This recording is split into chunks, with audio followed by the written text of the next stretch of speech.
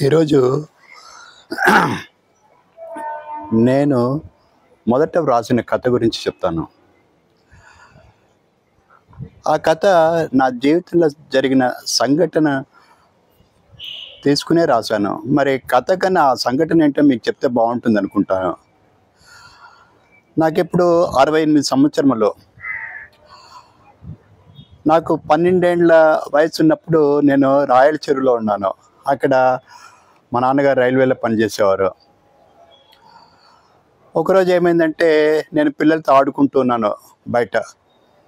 ఒకటొచ్చి రే ఈరోజు విజయదశమి, లారీలో ఫ్రీగా మనల్ని ఎక్కించుకుని అలా ఒక రౌండ్ కొట్టిస్తారు రారా అన్నాడు. లేదురా, మా అమ్మతో చెప్పేసి వస్తాను రా అన్నాను. నువ్వు మీ అమ్మతో చెప్పొచ్చే లోపల లారీ వెళ్ళిపోతుంది, 5 నిమిషాలు రారా అన్నాడు. ఆ తర్వాత రారా అంటే నేను ఎక్కేసాను లారీ ఊరి బయటకు వెళ్ళింది. ఊరి బయటకు వెళ్ళాక తిరిగి రావడానికి ఏమైందంటే లారీ బ్రేక్ డౌన్ అయిపోయింది. ఒక 5 గంటలు అక్కడే పెట్టేశారు. ఆ తర్వాత 5 గంటలు అయిన తర్వాత లారీ బ్రేక్ డౌన్ సరి చేశాక తీసుకొచ్చి మమ్మల్ని ఎక్కడ ఎక్కించారో అక్కడ వదిలేశారు. నేను ఇంటికి వస్తూ ఉన్నాను. ఇంటి దగ్గర పెద్ద గుంపు. నన్ను చూడగానే ఇరుగు పొరుగు వాళ్ళంతా, ఏంటి ప్రకాష్, వెళ్ళేటప్పుడు అమ్మతో చెప్పిపోవచ్చు కదా, వాళ్ళంతా కంగారు పడ్డారు తెలుసా అన్నారు. నేను భయపడుతూ మెల్లగా పోయాను. అప్పటికే మా నాన్న చాలా కోపంగా ఉన్నారు. మా నాన్న కర్ర తీసుకున్నారు.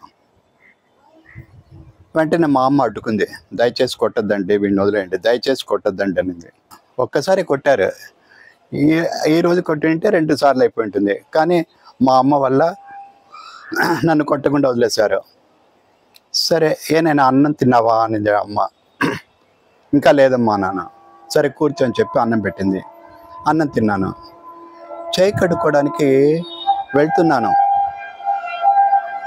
సరిగ్గా అదే సమయంలో ఒక్క దెబ్బ పడింది. మా నాన్న కర్ర పారేశారు కదా, అదే కర్ర తీసుకుని మా అమ్మ నన్ను ఉతికేసింది.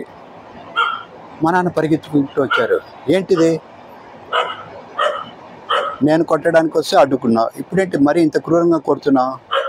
అవునండి, దెబ్బలు పడితేనే గుర్తుంటుంది, ఎక్కడికి వెళ్ళినా చెప్పిపోవాలన్న జ్ఞానం లేదా వీటికి అనింది మా అమ్మ. సరే, నేను కొట్టడానికి వచ్చినప్పుడు ఎందుకు అడ్డుకున్నావు? ఏ తల్లైనా ఆకలున్న బిడ్డను కొట్టడానికి అంగీకరించదండి అంది. నిజంగా ఆ సంఘటన నాలో చాలా పాతుకుపోయింది. ఒక +2 వెళ్ళాక అప్పుడప్పుడు అనుకునేవాడిని ఆ కథ రాస్తే బాగుంటుంది కదా అని. ఆ తర్వాత తిరుచిలో ఉద్యోగం, తిరుచి నుంచి రాణిపేటకి ట్రాన్స్ఫర్ కావడం, ఆ తర్వాత కథలు రాద్దామన్న ఆలోచన కలగడం, ఈ కథ రాసి పంపాను తల్లి మనసు పేరు మీద. 2 పత్రికలు వాళ్ళే రిజెక్ట్ చేశారు.